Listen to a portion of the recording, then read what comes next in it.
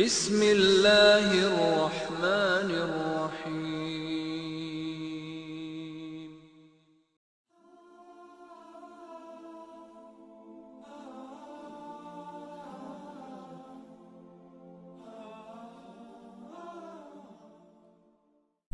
السلام عليكم ورحمة الله وبركاته.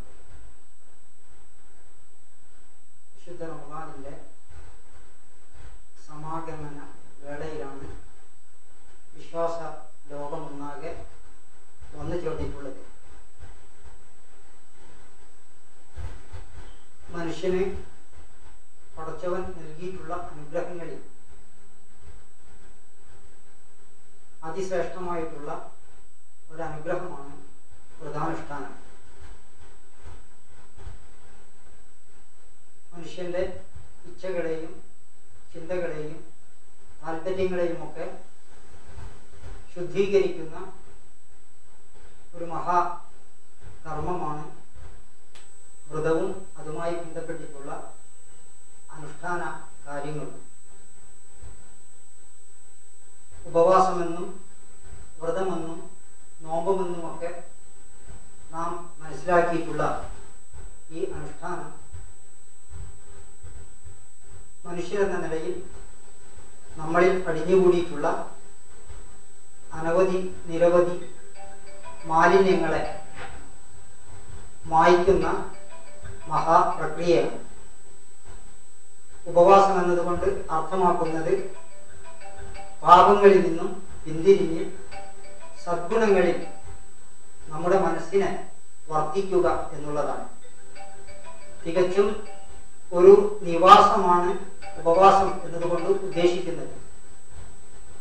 എല്ലാ ദുർഗുണങ്ങളിൽ നിന്നും നമ്മുടെ മനസ്സിനെയും ശരീരത്തെയും ഇന്ദ്രിയത്തെയും പാടെ പിഴുതുമാറ്റി എല്ലാ സദ്ഗുണങ്ങളിലും അതിനെ വർദ്ധിക്കുക എന്നുള്ളതാണ് അതുകൊണ്ട് ഉദ്ദേശിക്കുന്നത്.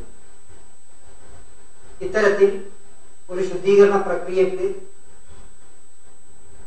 നാം വിധേയരാകുമ്പോൾ നാമും നമ്മോടൊപ്പമുള്ള സമൂഹവും ആ ശുദ്ധീകരണത്തിന്റെ ഭാഗമായി നിരവധി ഗുണവിശേഷങ്ങൾ നേടിയെടുക്കുന്നു എന്നുള്ളതാണ് പരമാർത്ഥം. അതുകൊണ്ടാണ് എല്ലാ മതവിശ്വാസികളും പരിശുദ്ധ റമദാനിനെ ഒരു അനുഗ്രഹമായി കാണുന്നത്. ഈ അനുഗ്രഹത്തെ വരവേൽക്കുവാൻ നാം തയ്യാറെടുക്കുമ്പോൾ ഏറ്റവും സുപ്രധാനമായി 7 കാര്യങ്ങളാണ് നമ്മളിൽ ഉണ്ടായിത്തീരേണ്ടത്. അതിലൊന്ന് നമ്മുടെ വിശ്വാസമാണ്. മനുഷ്യൻ തനിക്കൊരു രക്ഷിതാവുണ്ടെന്നും ആ രക്ഷിതാവിൻ്റെ ആരാധകനാണെന്നും ആ രക്ഷിതാവ് തൻ്റെ ആരാധ്യനാണെന്നുമുള്ള ഉറച്ച വിശ്വാസമാണ്.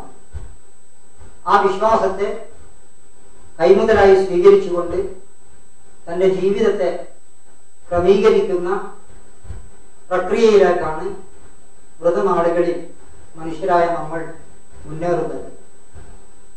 രണ്ടാമത്തെ പ്രക്രിയ എന്ന് പറയുന്നത് പശ്ചാത്താപബോധമാണ്. മനുഷ്യരെന്ന നിലയിൽ നമ്മളിൽ വന്നുപെട്ടുപോയിട്ടുള്ള പാപങ്ങളെയും നീചവൃത്തികളെയും ചിന്തകളെയും ഒക്കെ ദൂരീകരിക്കുകയും അതിൽ നിന്ന് മാറി സദ്വൃത്തിയിലേക്ക് പ്രവേശിക്കുകയും ചെയ്യുക എന്നുള്ളതാണ്.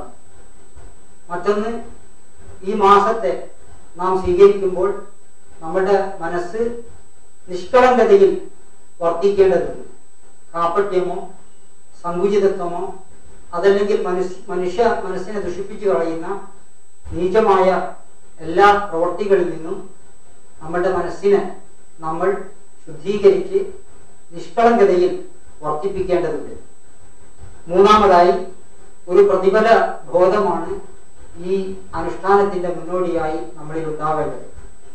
ഈ മാസത്തിൽ മനുഷ്യൻ ചെയ്യുന്ന എല്ലാ നന്മകൾക്കും എത്രയോ മടങ്ങ് പ്രതിഫലമാണ് പടച്ചവൻ നമുക്ക് വേണ്ടി നിശ്ചയിച്ചിട്ടുള്ളത്. അതുകൊണ്ടാണ് വിശ്വാസത്തോടും പ്രതിഫലേച്ഛയോടും കൂടി വിശുദ്ധ റമദാനിൽ വർദ്ധിക്കണം, വ്രതമനുഷ്ഠിക്കണം എന്ന് പ്രവാചകൻ പറഞ്ഞിട്ടുള്ളത്. മറ്റൊന്ന്, ഈ മാസത്തിന്റെ എല്ലാ അനുഗ്രഹങ്ങളെയും നേടിയെടുക്കുവാനുള്ള അതീവ താല്പര്യമാണ്. മനുഷ്യന്റെ ഏത് പ്രവൃത്തിയും പൂർത്തീകരിക്കപ്പെടുന്നത് അവനിൽ ഉത്ഭൂതമാകുന്ന താല്പര്യത്തിന്റെ അടിസ്ഥാനത്തിലാണ്. നിറഞ്ഞ താല്പര്യമാണ് പ്രവാചകൻ ഈ മാസത്തിന്റെ മുന്നിലായി അതിന്റെ സ്വീകരണത്തിനായി കൈമുതലായി കാത്തു സൂക്ഷിച്ചിട്ടുള്ളത്. പ്രവാചകൻ റജബിലും ഷഅബാനിലും റമദാനിനെ വരവേൽക്കുവാനുള്ള എല്ലാ തയ്യാറെടുപ്പിലും ഏർപ്പെടുമായിരുന്നു. 2 മാസങ്ങൾക്ക് മുമ്പ് തന്നെ വരാനിരിക്കുന്ന അനുഗ്രഹീത മാസത്തെക്കുറിച്ചുള്ള ഓർമ്മയും സ്മരണയും പ്രവാചകൻ വെച്ചു പുലർത്തുകയും വരാനിരിക്കുന്ന അനുഗ്രഹീത മാസത്തെ തന്നിലേക്ക് എത്തിച്ചു തരണമെന്ന പ്രാർത്ഥനയിലായി തികഞ്ഞ താല്പര്യത്തോടുകൂടി പ്രവാചകൻ വർത്തിച്ചിരുന്നു. മറ്റൊന്ന് അതിനുവേണ്ടിയുള്ള പ്രാർത്ഥനയും പ്രവർത്തനവുമാണ്. തികഞ്ഞ പരിശ്രമവും തികഞ്ഞ പ്രാർത്ഥനയുമാണ് ഈ അവസരത്തിൽ നമ്മൾ ഓരോരുത്തരും സ്വീകരിക്കേണ്ടത്. കാരണം എന്താണെന്ന് വെച്ചാൽ, വരാനിരിക്കുന്ന മാസം അതല്ലെങ്കിൽ വിശുദ്ധ റമദാൻ എന്ന് പറയുന്നത് നിരവധി അനുഗ്രഹങ്ങളുടെ കേദാരമാണ്. ആ മാസത്തിന് നിരവധി സവിശേഷ ഭാവങ്ങളുള്ളതായി പണ്ഡിതന്മാർ പറയുന്നുണ്ട്. അതിലേറ്റവും പ്രധാനപ്പെട്ട അതിന്റെ ഭാവം എന്ന് പറയുന്നത് ആ മാസം ഷഹ്റുൻ നൂരി വൽ ഹിദായ, സന്മാർഗത്തിന്റെയും പ്രകാശത്തിന്റെയും മാസമാകുന്നു എന്നുള്ളതാണ്. മറ്റൊന്ന് ഷഹ്റു സിയാമി വൽ ഖിയാം, വ്രതാനുഷ്ഠാനത്തിന്റെയും അതുപോലെ തന്നെ രാത്രി ദീർഘമായുള്ള പ്രാർത്ഥനാധികാരികളുടെയും മാസമാകുന്നു എന്നുള്ളതാണ്. മറ്റൊന്ന് ഷഹ്റു റഹ്മത്തി വൽ ബറക, എല്ലാ അനുഗ്രഹങ്ങളുടെയും കാരുണ്യത്തിന്റെയും മാസമാകുന്നു എന്നുള്ളതാണ്. മറ്റൊന്ന് ഷഹ്റു തൗബത്തി വൽ ഗുഫ്റാൻ, പശ്ചാത്താപത്തിന്റെയും പാപമോചനത്തിന്റെയും ഒക്കെ മാസമാകുന്നു. അതോടൊപ്പം തന്നെ ഷഹ്റു സബ്രി വൽ അഫു, വിട്ടുവീഴ്ചയുടെയും ക്ഷമാവലംബത്തിന്റെയും മാസമാകുന്നു എന്നുള്ളതാണ്.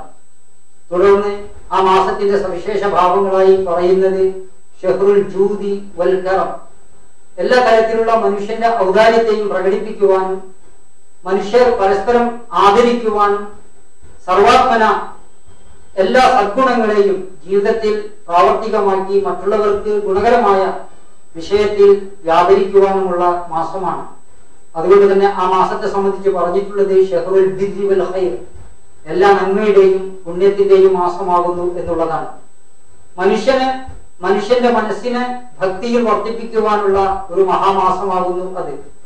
ഈ മാസത്തിന്റെ തേട്ടം എന്ന നിലയിൽ പരിശുദ്ധ ഖുർആൻ പറഞ്ഞിട്ടുള്ളത്, നിങ്ങൾക്ക് ജീവിതത്തിൽ സൂക്ഷ്മത കൈവരിക്കാൻ സാധിക്കുമെന്നും നിങ്ങൾക്ക് ജീവിതത്തിന് വേണ്ട വഴിവെളിച്ചം നേടിയെടുക്കാൻ സാധിക്കുമെന്നും നിങ്ങൾക്ക് നിങ്ങളുടെ ജീവിതം കൊണ്ട് പരിപൂർണമായ നന്ദി ബോധിപ്പിക്കാൻ സാധിക്കും എന്നുള്ളതുമാണ്. ഇത് ഖുർആനിന്റെ തേട്ടമാണ്. ഈ മാസത്തെ വരവേൽക്കുന്ന നമ്മുടെ മനസ്സിൽ ഭക്തിയുടെ നിറഞ്ഞ ബോധവും അതുപോലെ തന്നെ ശരിയായ മാർഗദർശനത്തിന്റെ സൂക്ഷ്മമായ അവബോധവും അതോടൊപ്പം തന്നെ തന്റെ ജീവിതം കൊണ്ട് പൂർണ്ണമായ നന്ദിയുടെ പ്രകാശനവുമായിരിക്കണം മനുഷ്യർ നിർവഹിക്കേണ്ടത്. അതോടൊപ്പം തന്റെ ജീവിതത്തിൽ വന്നുപോയിട്ടുള്ള അപജയങ്ങളിൽ നിന്ന് ഖേദിച്ചു മടങ്ങുവാനും തന്റെ ജീവിതത്തിന്റെ അഭിവൃദ്ധിക്കായുള്ള പ്രാർത്ഥനാധികാരികളിലും ആരാധനാധികാരികളിലും ഒക്കെ മുഴുകുവാനും ദൈവത്തെക്കുറിച്ചും അള്ളാഹുവിനെ കുറിച്ചുമൊക്കെയുള്ള പൂർണ്ണമായ സ്മരണയിൽ കഴിഞ്ഞുകൂടുവാനുമുള്ള അതീവ ശ്രദ്ധ ഈ മാസത്തിൽ നമ്മൾ വെച്ചു പുലർത്തേണ്ടതാണ്. അതുപോലെ തന്നെ ജീവകാരുണ്യ പ്രവർത്തനങ്ങളും ദാനധർമാദി കാര്യങ്ങളും പ്രതിഫല ബോധത്തോടു കൂടി നിർവഹിക്കേണ്ട അനുഗ്രഹീതമായിട്ടുള്ള ഒരു മാസമാകുന്നു ഇത്. ഇത്തരത്തിലുള്ള നിരവധി അനുഗ്രഹങ്ങൾ ഒന്നാകെ സമ്മേളിച്ചിരിക്കുന്ന ഈ മാസം എന്തുകൊണ്ടും മനുഷ്യർക്ക് സൃഷ്ടാവായ അള്ളാഹു നൽകിയിട്ടുള്ള മഹാ അനുഗ്രഹമാണ്. അനുഗ്രഹങ്ങളെ നിഷേധിക്കുക എന്നുള്ളത് മനുഷ്യ സഹജമായ ഭാവമാണെങ്കിലും ഒരു വിശ്വാസിയെ സംബന്ധിച്ചിടത്തോളം തീരെ പാടില്ലാത്ത ഒരു ഭാവമാണ്. ഒരു മഹാ പണ്ഡിതൻ അനുഗ്രഹങ്ങളെ നിഷേധിക്കുക വഴി ഉണ്ടാകുന്ന അവസ്ഥയെ വിശദീകരിച്ചുകൊണ്ട് പറയുന്നത്, നീ ഒരു അനുഗ്രഹത്തിലാണെങ്കിൽ തീർച്ചയായും ആ അനുഗ്രഹത്തെ നീ സംരക്ഷിച്ച് കാത്തു സൂക്ഷിക്കണം. തീർച്ചയായും പാപങ്ങൾ എല്ലാ അനുഗ്രഹങ്ങളെയും തുടച്ചു മാറ്റിക്കളയും. അതുകൊണ്ട് പടച്ചവൻ മനുഷ്യർക്ക് നൽകിയിട്ടുള്ള ഈ അനുഗ്രഹീതമായിട്ടുള്ള മാസത്തിന്റെ പൂർണ്ണമായ അനുഗ്രഹത്തെ കാത്തുസൂക്ഷിക്കുക എന്ന പ്രക്രിയ പാപങ്ങളിൽ നിന്നും മുക്തമായി ജീവിക്കുക വഴി നാം അത് പൂർത്തീകരിക്കേണ്ടതുണ്ട്. പാപമുക്തമായ ഒരു ജീവിതമാണ് ഈ മാസത്തിൽ നമുക്ക് പടച്ചവൻ നൽകിയിട്ടുള്ളത്. അതുവഴി നമ്മളുടെ മനസ്സിനും നമ്മുടെ ശരീരത്തിനും നമ്മുടെ ഇന്ദ്രിയങ്ങൾക്കും ഒരു വ്രതവിശുദ്ധി അനുഭവിക്കാൻ നമുക്ക് സാധിക്കണം. അത്തരത്തിലുള്ള ഒരു സംശുദ്ധ ബോധം നമുക്ക് നേടിയെടുക്കുവാൻ പടച്ചവൻ സഹായിക്കുമാറാകട്ടെ. അതിനുവേണ്ടിയുള്ള പ്രവർത്തനങ്ങളിൽ മുഴുകുവാൻ നമുക്ക് ഓരോരുത്തർക്കും സാധിക്കുമാറാകട്ടെ എന്ന് പ്രാർത്ഥിക്കുന്നു.